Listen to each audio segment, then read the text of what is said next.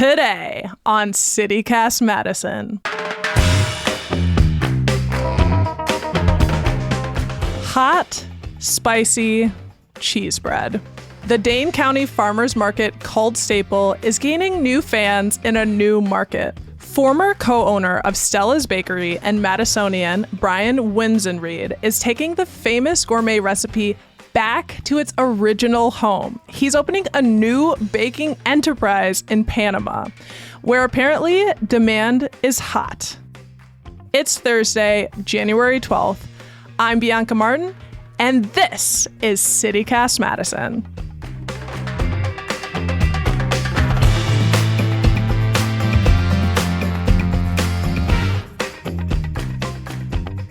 Brian, welcome to CityCast Madison. Why, thank you for having me. It is great to be here. Just ran into you and heard some really exciting news. You are a certified artisanal baker, and you co-own Stella's Bakery for 12 years. Correct. And you're taking your skills on the move. What are you getting up to? In 2006, I bought Stella's Bakery from my ex-wife's parents, and my ex-wife and I ran it for 12 years. We basically kept cheese bread flowing to the farmer's market, hot out of the oven every Saturday. Like, what is in the bread? The cheese bread, like, what makes it so good that people, like zombies, just would come to the square, still come to the square for it? Whenever you have carbohydrates and fat in a hot environment, that is when you have magic. So if you mix, again, that's why pizza is a multi-billion-dollar business. And cheese bread is just pizza, like in a ball, essentially. And we're in Wisconsin, where we put cheese on our toothpaste. It's kind of got this sweet component to it, has a spicy component to it, has an herb component to it. Again, it's hot out of the oven. It uses cheese that's not super dominant. And then you throw all that together in like this, beautiful loaf and bring it hot to your farmer's market or customers. It's a win-win. I call it the Ben and Jerry's of bread, essentially. It's just indulgent, and obviously you don't have it every day, but it's just good for the soul, really. For those who haven't, are not in the know, they don't know Stella's, they haven't had the cheese bread, which, if you do know, you know. But for those who don't, what is Stella's? Stella's Bakery actually started from two people up in Berlin, Wisconsin, way up north. They originally were truck farmers, and they started coming to the farmers market in 1987. Truck farmers? Truck farmers. Sorry for being Yeah, a truck farmer is essentially a farmer who loads up their truck with their vegetables and brings it to a farmer's market. Got it. So hence the name truck farmers. So sure. They, I had a guess. They're kind of like more of a smaller scale farm. They do all the harvesting themselves. They do all the work. But in 1988, after a year of growing vegetables, in 1988, there was a severe drought that decimated the crops in Wisconsin. And in order to supplement, they basically said, hey, we need to figure out a way of making more money. So Coralia is her name, my ex-mother-in-law. She had this bright idea of bringing bakery to the farmer's market. Actually, it was empanadas. It was Panamanian empanadas that she started bringing to the farmer's market. And one night she was making empanadas, and something happened with the dough of the empanadas. And rather than throwing away all of what she made, she took the filling from the empanadas and put it in some white bread and baked it off. And there were about 6 loaves that she made and brought those to the farmer's market, and they all sold. The following week, those same customers came back and they were like, what on earth was that you baked? And she was like, what are you talking about? She's like, there was some kind of cheesy bread thing you brought last week. It was amazing. So then she realized, like, okay, there's something here. So she started tweaking the recipe a little bit more, kind of egg washed it and put some crushed red peppers on it to make it look a little bit more appetizing. But it still looked bad. I mean, there's cheese leaking out all over the place. And she thought, no one's going to buy this hot mess. Oh, my God. And she brought more to the farmer's market, and people started catching on. And over the course of the years, it just grew and grew and grew to the point where when I sold my business, we were selling close to 4,000 loaves of cheese bread in a matter of 6 hours at the Dane County Farmers Market. That tracks. Like, I honestly, like, you guys were situated right at the top, the base of State Street. And I remember you because I remember here, like, you would call out like as if you needed to, because Right. I mean the line was like so obvious. Yeah. It was, we were located in a different location, but other vendors started to complain because we were causing congestion. What does the Dane County, farmers market mean to you after, 12 years co-owner of Stella's, doing that work? So I've been going to the farmers market since I was a junior in high school. And for me, it's all about community. One of the reasons why I loved working at Stella's and why I loved providing cheese bread to the Madison community is just to see the effect that it had on people. Families would come to the farmers market, they'd buy a cheese bread, and the moment we'd give it to them, they would just rip into it. And they would sit down on the lawn, on a blanket, and just enjoy a cheese bread hot out of the oven. And I just loved being a part of that and providing that for people. Sort of the community aspect just really gave me all the warm and fuzzies. And the cheese bread is still flowing. Stella's is happening, is still here, going strong. And you've got like an exciting new endeavor. You moved to Panama. Yes. During the pandemic. Correct. And something new is brewing. Yes. So tell us about that. Yeah, so basically what happened was I ran Stella's Bakery, and then my ex-wife and I, we decided to make a change in our life. And the idea was that we were going to move to Panama. We found a small little community in the middle of the jungle called Gamboa, which is about 45 minutes outside Panama City, literally in the middle of a jungle. And the idea was that I was going to spend my winters down in Panama and then come back to Madison and continue running Stella's through the farmers market season. Snowbird. Correct. I was going to be a bona fide snowbird. So I moved down to Panama in February of 2019 and got down there. And then, as we all know, COVID hit pretty strong. And Panama, they shut their borders down, and I was literally locked in the country. Oh my gosh, it sounds like very scary. It was, it was a very kind of scary moment. We weren't exactly sure what was going to happen or transpire. And I figured, well, being in a jungle is not a bad place to sort of ride out the storm. Again, we were pretty removed from a lot of people. The village was about 600 people in Gamboa. And as a means of escaping the insanity of CNN and all of these sort of broadcasts that was sort of traumatizing probably all of us, I figured, well, I'm going to start baking bread for my neighbors. And I started baking. I was renting an Airbnb, and I started baking bread out of just a basic home oven. I started making some sourdough breads for my neighbors, and that turned into baguettes, which turned into ciabatta. And all of the neighbors Good were neighbor to have. Yeah. So then majority of the neighbors started like knocking on my door saying, "Hey, I heard you're making this bread. How can I get my hands on some?" So it got to the point where I was making literally 20 to 30 loaves every other day.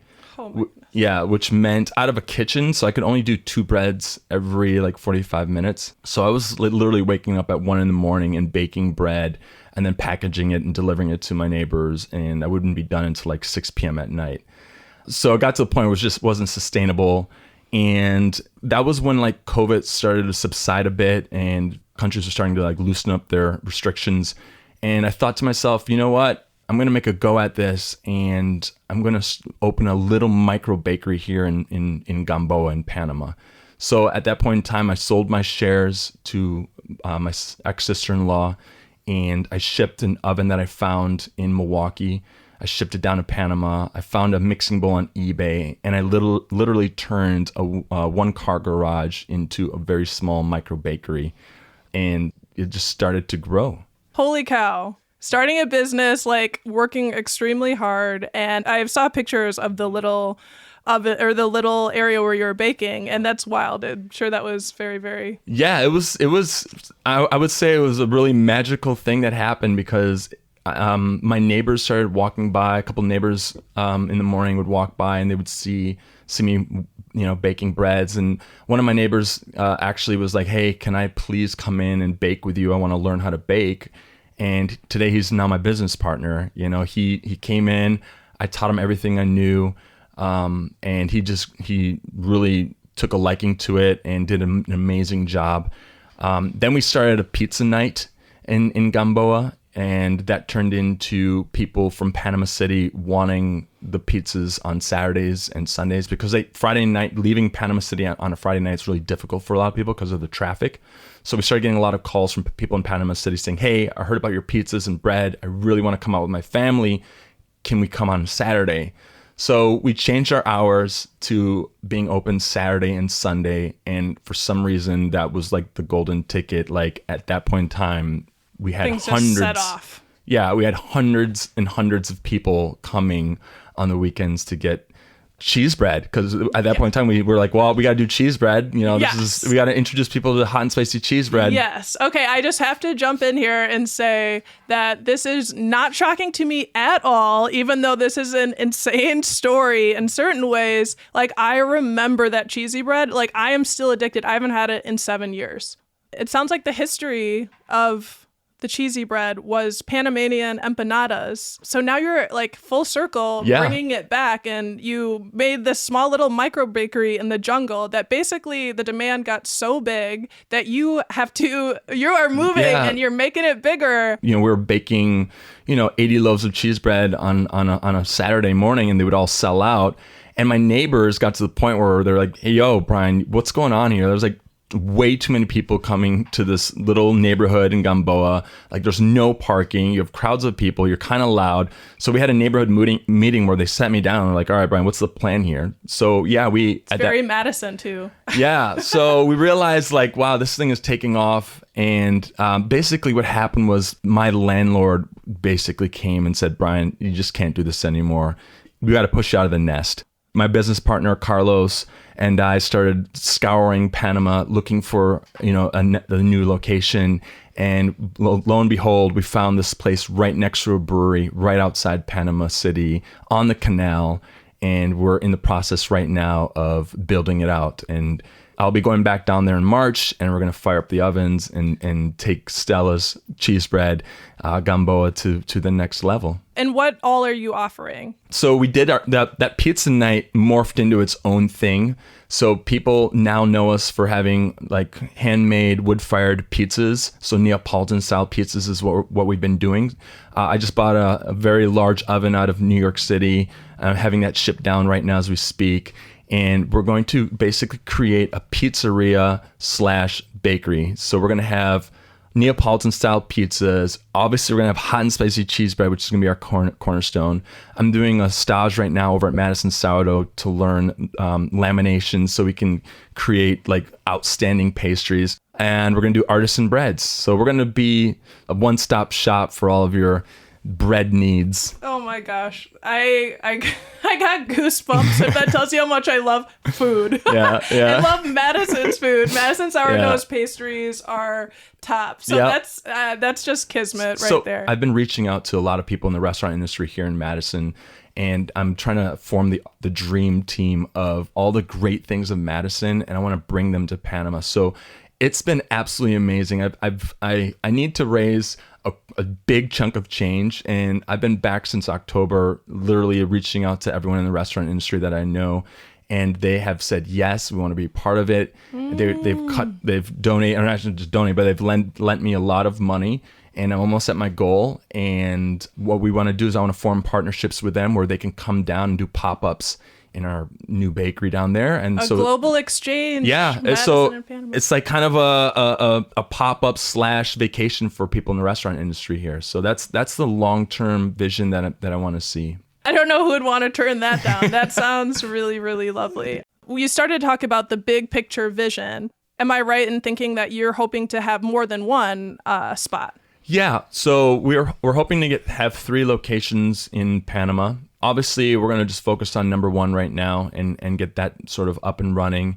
And what I'd like to do is eventually have a baking school down there in Panama, in Latin America. Yeah, there aren't any places to go and learn baking. There's a couple culinary schools, but to focus on baking, there isn't anything available. So there's actually a space open right next to the bakery that I would love to see eventually be turned into sort of a education kitchen where I can do some workshops and again do these vacations where people would come down and spend some time, teach them the 101s of baking, and then they can go do like a coffee farm tour or go sailing or whatnot. Panama is actually one of the world's top places to go bird watching, and Gamboa is one of the top places in Panama to go bird watching. So that's sort of the long-term plan here. That's a vision. I love it. How is Madison informed, what you're doing down there? I'm born and raised here in Madison. I know the food scene. I know, like the cheese curds and the fish fries and the great beer that we have here in Madison, and obviously the cheese bread. So what my plan is to take elements of Madison and bring them down to Panama, with the help of people here in the Madison in the restaurant industry that I think are all stars. I just had the chef from Heritage, or the head chef at a Heritage Tavern, come down, Dan Fox. He just came down. He came down to Panama a couple weeks ago to look at the space, and so we're going to bring him into the scene as sort of, he'll be the head of the culinary division. I'm going to have Andrew over at Madison Sourdough sort of be head of my pastries, just for consulting. Ian from Ian's Pizza, he's sort of a part of the growth of the business. Peter from Cooper's Tavern jumped in. Who else is a part of this? Bianca Martin. Yeah. So we just have all these great people Professional here. taster. Yeah, we just have all these great individuals here in the Madison community that I've reached out to that are, Chad from Robin Room. Chad Vogel. Yeah, he's going to be a part of the bar setup and getting our bar program up to point. And then we have individuals in Panama that own great restaurants that would like to chip in and be a part of it too. So for me, it's all about synergy. I just want to, bring people together and create something that is really beautiful. Did you feel like, I'm just thinking, we're both black folks, both mixed race, look like we could be I'm family. Black? Am I? Oh, good. But I'm curious. It makes me so, heartened to hear this, that you're getting all this support. And how do you feel as a black business owner, like in a mostly white space? Yeah. I mean, again, I can only speak from my experience, and I have to say, being a person of color here in Madison, running Stella's Bakery and also doing this project here, I just feel like Madison is a bubble. We always say Madison's a bubble.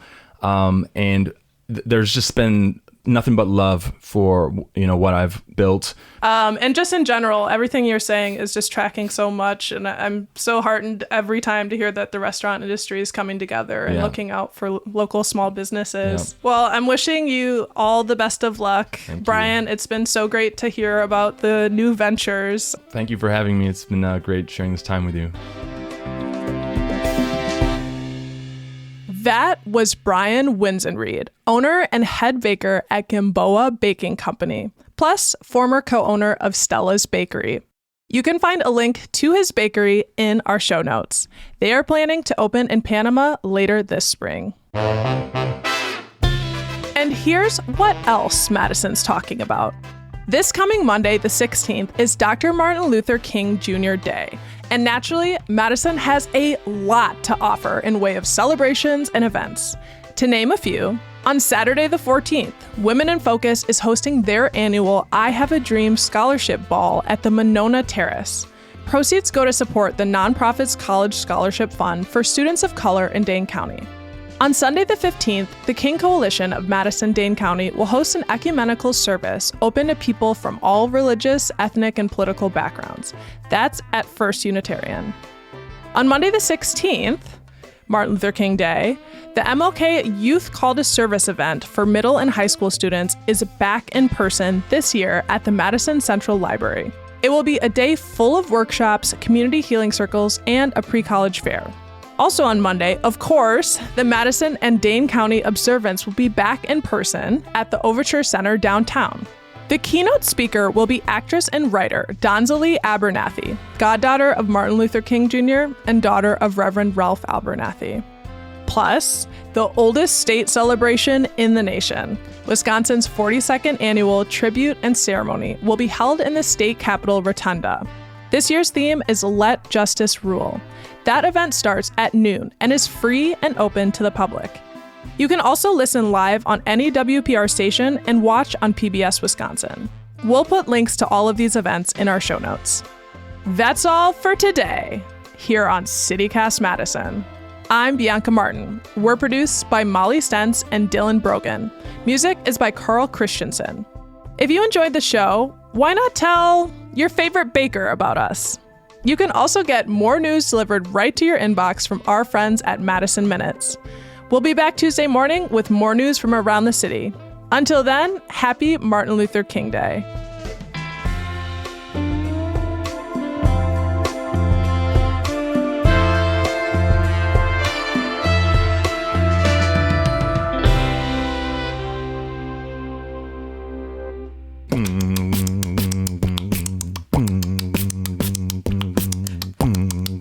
Cheesy bread. Panama.